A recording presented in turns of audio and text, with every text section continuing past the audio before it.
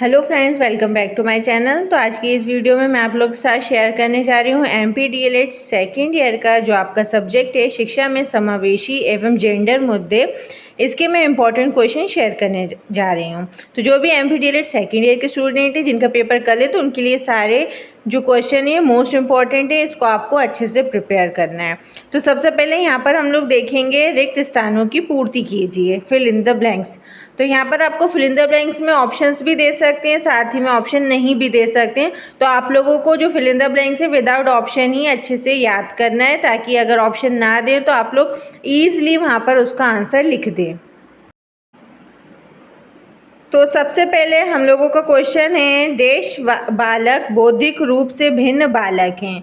तो यहाँ पर आंसर होगा प्रतिभाशाली बालक। फिर दूसरा है, देश पाठ्यक्रम समावेशी पाठ्यक्रम है। तो यहाँ पर आएगा आप लोगों का बाल केंद्रित पाठ्यक्रम समावेशी पाठ्यक्रम है। फिर हमारा नेक्स्ट क्वेश्चन है, ब्रेल लिपि का आविष्कार देश में हुआ है। तो यहाँ पर आपको ब्रेल लिपि का आविष्कार बताना है कि कब हुआ है। फिर नारीवाद नारी देश से संबंधित आंदोलन है। तो यहाँ पर आएगा सशक्तिकरण। नेक्स्ट हमारा है, शिक्षक की भूमिका विद्यालय में देश की होना चाहिए। तो यहाँ पर आएगा सुविधा दाता। तो शिक्षक की भूमिका विद्यालय में सुविधा दाता की होनी चाहिए। इसके बाद हमारा एक वाक्य में उत्तर लिखिए। तो हमारा फर्स्ट क्वेश्चन है, वंचित शब्द का अर्थ लिखिए। यहाँ पर आपको बताना है कि वंचित शब्द का अर्थ क्या है। तो वंचित शब्द का अर्थ क्या है, आप लोगों को यहाँ पर एक लाइन में या एक वर्ड में लिख देना है। तो वंचित मतलब क्या होता है, जैसे कि आप लोगों को मालूम है, जिस चीज़ के बारे में पता ना हो उसको कहते हैं वंचित। समावेशी शिक्षा क्या है, यहाँ बताना है समावेशी शिक्षा क्या होती है। फिर ये लेखन संबंधी अयोग्यता किसे कहते हैं। यहाँ पर आपको बताना है कि जो लेखन संबंधी अयोग्यता है उसको हम क्या कहते हैं, सबको मालूम है, उसको हम लोग डिस्ग्राफिया कहते हैं। फिर है, पितृसत्ता का अर्थ लिखिए। यहाँ पर आपको बताना है कि पितृसत्ता का अर्थ क्या है। फिर नेक्स्ट क्वेश्चन है, लिंग उत्पीड़न क्या है। यहाँ पर आपको बताना है कि जो लिंग उत्पीड़न है वो क्या है। फिर हमारा नेक्स्ट क्वेश्चन है, जेंडर की कोई एक परिभाषा लिखिए। Right any one definition of gender. अब आते हैं नेक्स्ट क्वेश्चन पे, बेटी बचाओ बेटी पढ़ाओ से क्या तात्पर्य है। What is meant by Beti Bachao Beti Padhao. अब आते हैं हम अपने नेक्स्ट क्वेश्चन पे, शारीरिक रूप से भिन्न बालकों के प्रकार लिखिए।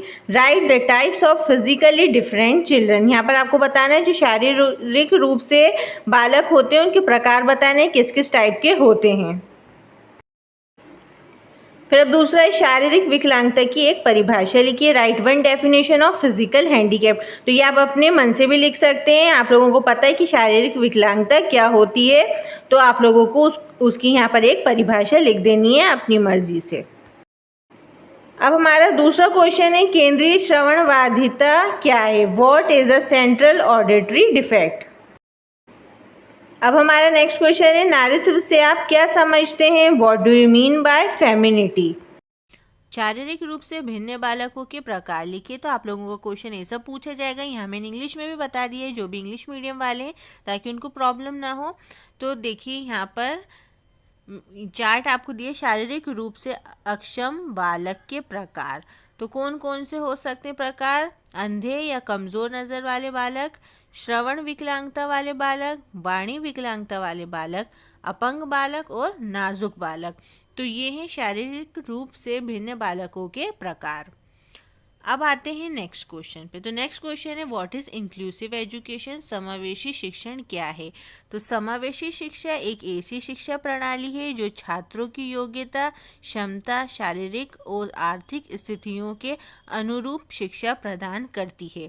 आप ये डेफिनेशन भी लिख सकते हैं, या फिर जो मैंने एक और डेफिनेशन दी है, समावेशी शिक्षा एक ऐसी शिक्षा प्रणाली है जिसका उपयोग करके प्रतिभाशाली और शारीरिक रूप से अक्षम छात्रों को एक साथ शिक्षा दी जाती है। तो आप दोनों में से कोई भी डेफिनेशन लिख सकते हैं अगर आपका ये वाला क्वेश्चन आता है, समावेशी शिक्षण क्या है या व्हाट इज इंक्लूसिव एजुकेशन। अब आते हैं नेक्स्ट क्वेश्चन पे। तो नेक्स्ट क्वेश्चन है आपका, व्हाट इज डिसकैल्कुलिया एंड डिसग्राफिया। गणितीय विकलांगता और लेखन अयोग्यता क्या है? तो सबसे पहले मैं आपको बताऊंगी डिसकैल्कुलिया यानी कि गणितीय विकलांगता। तो आपको क्वेश्चन से ही पता चल रहा होगा कि डिसकैल्कुलिया क्या है। तो डिसकैल्कुलिया एक ऐसी अधिगम संबंधी विकार है जिसमें बच्चे गणित को समझने में कठिनाई का अनुभव करते हैं। अर्थात हम कह सकते हैं कि डिसकैल्कुलिया से ग्रसित बच्चों को गणित को समझने में काफ़ी कठिनाई होती है। उसे गणित को समझने के लिए काफ़ी मेहनत करनी पड़ती है। कभी कभी काफ़ी मेहनत के बावजूद भी इस विकार से ग्रसित बच्चे गणित को समझने में असमर्थ होते हैं। अब है डिस्ग्राफिया। तो डिस्ग्राफिया का संबंध लिखने की बाध्यता से होता है। डिस्ग्राफिया से ग्रसित बालकों को लिखने में कठिनाई आती है। डिस्ग्राफिया एक खास तरह की सीखने की अक्षमता है जो लेखन के कौशल पर असर डालती है। इससे बाधित बच्चों द्वारा लिखे गए शब्दों को पढ़ने में कठिनाई आती है। तो इसको हम कहते हैं डिस्ग्राफिया। अब है नेक्स्ट क्वेश्चन। तो हमारा नेक्स्ट क्वेश्चन है right full meaning of CWSN। CWSN का पूरा अर्थ लिखिए। तो CWSN का सबसे पहले मैं आप लोगों को फुल फॉर्म बता दूं, होता है चिल्ड्रन विथ स्पेशल नीड्स यानी विशेष आवश्यकता वाले बच्चे। तो CWSN का ये आंसर है। अब है next explain the concept of disability यानी विकलांगता या निशक्तता की अवधारणा स्पष्ट करिए। तो विकलांगता एक ऐसी स्थिति है जिसके कारण व्यक्ति को विकलांग माना जाता है। इसका मतलब ये है कि विचाराधीन विषय में दैनिक और सामान्य कार्यों को विकसित करने में कठिनाइयाँ होंगी जो बाकी व्यक्तियों के लिए जटिल नहीं है। विकलांगता की उत्पत्ति आमतौर पर शारीरिक या मानसिक संकायों में एक विकार है। अब है next question right any 3 characteristics of gifted children. प्रतिभाशाली बालकों की कोई 3 विशेषताएं लिखिए। तो प्रतिभाशाली बालक की विशेषताएं क्या हैं? कोई भी पाठ को आसानी से सीखना, बुद्धि एवं व्यवहारिक ज्ञान का उपयोग सामान्य बालक से अधिक करना, विशाल शब्दकोश भंडार का होना, मानसिक प्रक्रिया में तीव्रता, अपने साथियों की तुलना में अधिक ज्ञान, कठिन मानसिक कार्य को भी आसानी से करने में सक्षम, किसी प्रश्न का उत्तर देने की कोशिश करना, सामान्य अध्ययन में रुचि, अत्यंत जिज्ञासु प्रवृत्ति का होना, उच्च बुद्धि लाब्धि यानी कि IQ लेवल उनका ज़्यादा होता है, सकारात्मक आत्मविश्वास, जोखिम उठाने की क्षमता, चरित्र व्यक्तित्व में अन्य बालकों से अलग होना, विषय वस्तु के अलावा सहायक पुस्तकों, कहानी, उपन्यास, पेपर, पत्रिका का अध्ययन करना। तो ये है प्रतिभाशाली बालकों की विशेषताएं। तो इसमें 3 पूछी गई हैं। तो अगर 4 पूछी जाती हैं, 5 पूछी जाती हैं तो आप लोग इसमें से लिख सकते हैं कि प्रतिभाशाली बालकों की विशेषताएं क्या क्या होती हैं। अब आते हैं नेक्स्ट क्वेश्चन पे। AIIMS of rehabilitation council of India, Bharat की पुनर्वास परिषद के उद्देश्य लिखो। तो देश भर में सभी प्रशिक्षण संस्थान में विभिन्न स्तरों पर प्रशिक्षण पाठ्यक्रम का मानकीकरण करना, विकलांगों के पुनर्वास के संदर्भ में देश में और देश के बाहर प्रशिक्षण का पाठ्यक्रम चलाने वाले प्रशिक्षण संस्थानों, विश्वविद्यालयों को मान्यता देना, पुनर्वास और विशिष्ट शिक्षा में अनुसंधान को बढ़ाना। तो ये भारत की पुनर्वास परिषद के उद्देश्य हैं। अब है next question what is multiple disability. बहुविकलांगता क्या है? तो बहुविकलांगता का अर्थ है 2 या अधिक विकलांगता का मिश्रण। किसी व्यक्ति में 2 या 2 से अधिक विकलांगता हो तो उसको कहते हैं बहुविकलांगता। चलिए अब आते हैं हम अपने नेक्स्ट क्वेश्चन पर। डिफाइन गिफ्टेड चाइल्ड, प्रतिभाशाली बालक को परिभाषित करो। तो अगर आपको ये क्वेश्चन आता है तो आप इसमें क्या लिख सकते हैं? जिससे कि नाम से ही स्पष्ट हो रहा है कि प्रतिभाशाली बालक अर्थात उस बालक में कुछ विशेष प्रतिभा निहित है।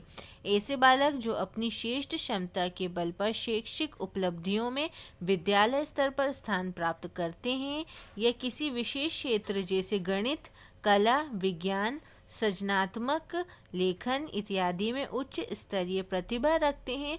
प्रतिभाशाली बालक यानी टैलेंटेड चिल्ड्रन श्रेणी में आते हैं। अब है next question, explain the meaning of male dominant society, यानी पुरुष प्रधान समाज का अर्थ स्पष्ट करो। तो पुरुष प्रधान समाज एक सामाजिक व्यवस्था है जिसमें पुरुषों की प्राथमिक सत्ता होती है, यानी उन्हें समाज में उच्च माना जाता है। राजनीतिक नेतृत्व, नैतिक अधिकार, सामाजिक सम्मान, संपत्ति का नियंत्रण की भूमिकाओं में प्रबल होते हैं। परिवार के क्षेत्र में पिता या अन्य पुरुष महिलाओं और बच्चों के ऊपर अधिकार जमाते हैं, तो इसको हम क्या कहते हैं, पुरुष प्रधान समाज। अब नेक्स्ट क्वेश्चन है, व्हाट इज पोर्टफोलियो। पोर्टफोलियो क्या है? तो विद्यार्थियों द्वारा संपन्न कार्यों का उद्देश्यपूर्ण व्यवस्थित संकलन जो विद्यार्थी के उत्तम प्रयासों को दर्शाता है, छात्र पोर्टफोलियो कहलाता है। ये एक फाइल, पैकेट और बैग आदि के आकार का हो सकता है जिसमें छात्रवार, कक्षावार तथा वर्षवार विद्यार्थियों के उत्कृष्ट कार्यों को सुरक्षित रखा जाता है। अब आते हैं नेक्स्ट क्वेश्चन पे। तो आपका नेक्स्ट क्वेश्चन है, ways to promote girls education, बालिका शिक्षा के प्रसार के लिए उपाय बताइए। तो बालिका शिक्षा के लिए लड़कों की तरह ही लड़कियों को समान अवसर दिए जाने चाहिए और उन्हें किसी भी विकास के अवसर से वंचित नहीं किया जाना चाहिए। देश भर में महिलाएं, विशेष रूप से ग्रामीण इलाकों में शिक्षा के स्तर के महत्व और प्रगति के लिए उचित जागरूकता कार्यक्रम आवश्यक हैं। तो इससे क्या होगा, जो बालिका शिक्षा है उसमें क्या वो बालिका शिक्षा क्या होगी, प्रमोट होगी, गर्ल्स एजुकेशन प्रमोट होगा ये चीज़ें करने से। अगर आपके मन में भी कुछ और है, अगर आप कुछ और लिखना चाहते हैं तो आप वो भी लिख सकते हैं। अब नेक्स्ट क्वेश्चन है, ये सबसे ज़्यादा इम्पॉर्टेंट क्वेश्चन है, right the problem of adolescence, किशोरावस्था की समस्याएं बताइए। तो यहाँ पर किशोरावस्था की प्रमुख समस्याएं हैं, तीव्र शारीरिक वृद्धि से समायोजन, स्वतंत्रता एवं नियंत्रण की कशमकश, तनाव एवं अवसाद, यौन समस्याएं, धूम्रपान एवं मादक द्रव्य का सेवन, अपचार एवं अपराध। तो ये हैं किशोरावस्था की समस्याएं। आप चाहें तो इनको डिटेल में भी एक्सप्लेन कर सकते हैं, लेकिन मार्क्स के हिसाब से आप वहाँ पर लिखना। अगर ये आपको 3-4 मार्क्स में पूछा जाता है तो आप इतना चार्ट बना के लिख सकते हैं, लेकिन अगर आपको वहाँ एक्सप्लेन करने को भी बोला जाता है, 5 नंबर का आ जाता है या 7 नंबर का, तो आप इसको एक्सप्लेन भी कर सकते हैं इन पॉइंट्स को। तो ये हैं आज के आपके डीएलएड के इम्पॉर्टेंट क्वेश्चन। तो अगर आपको मेरी वीडियो अच्छी और इम्पॉर्टेंट लगी हो, हेल्पफुल लगी हो, तो वीडियो को लाइक करें, अपने फ्रेंड्स और फैमिली के साथ शेयर करें। अगर कोई भी डाउट होता है तो आप मुझे कमेंट सेक्शन में पूछ सकते हैं।